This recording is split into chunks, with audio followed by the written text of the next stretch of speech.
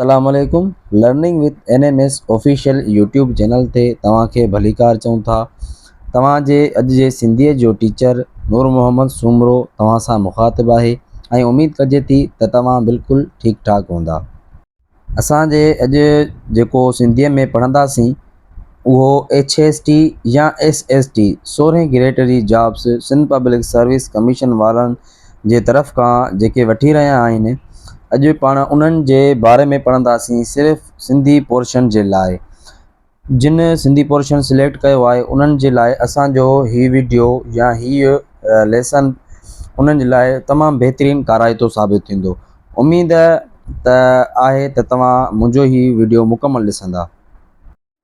पाण हाणे अचूं था सिंधीअ जे सवालनि जे तरफ़। पहिरियों सुवालु आहे मज़मून क़ौमी जज़्बो ऐं क़ौमी इख़्लाक़ जो लेखक केरु आहे? हकीम फ़तह मोहम्मद सेवहाणी। सवाल नंबर 2, किताब कमाल ऐं ज़वाल जा मज़मून कंहिं तां तर्जुमो कयल आहिनि? हकीम फ़तह मोहम्मद सेवहाणी। टियों नंबर सवाल आहे हकीम फ़तह मोहम्मद सेवहाणी कहिड़ी सदीअ हिजरी में ॼाओ? 14। सवाल नंबर 4, हकीम फ़तह मोहम्मद सेवहाणी काई ईस्वी में वफ़ात कई? सन 1942 ईस्वी में। सवाल नंबर 5, मज़मून ॿोली ऐं उन जो अदबी ख़ूबियूं कहिड़ी किताब तां वरितल आहिनि? आफ़ताब अदब।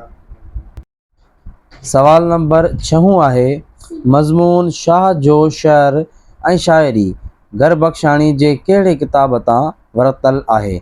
जवाब मुक़दमा लतीफ़ी।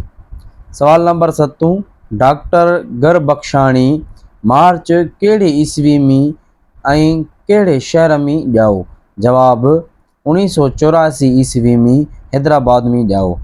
सवाल नंबर 8 आहे डॉक्टर गरबख्शाणी फेबरवरी कहिड़े ईस्वी में वफ़ात कई? जवाब 1947 ईस्वी में। सवाल नंबर 9, मज़मून पाकिस्तानी क़ौमियत जो मक़सद जो मुतरजम केरु आहे? जवाब अली नवाज़ हाजन ख़ान जतोई। 10 नंबर सवाल आहे मज़मून पोहरियतुनि जो ॾींहुं कंहिंजो लिखियलु आहे? जवाब रशीद भट्टी। हीअ 10 सवाल आहिनि हिन लेक्चर में ऐं हर हिकु लेक्चर में 10 सवाल असां रखंदासीं। ठीकु आहे न। ऐं जे अगरि तव्हांखे 10 सवालनि खां वधीक लेक्चर में खपनि त तव्हां असांखे कमेंट्स में ॿुधाइजो त असां ओतिरा सवाल लेक्चर में रखी करे अपलोड कंदासीं। उमेद कजे थी त तव्हांखे मुंहिंजो हीउ वीडियो बिल्कुलु पसंदि आयो हूंदो। अहिड़ा ॿिया वीडियो ॾिसण में मिलंदा, ॾिसंदा रहो असांजो official YouTube channel learning with NMS।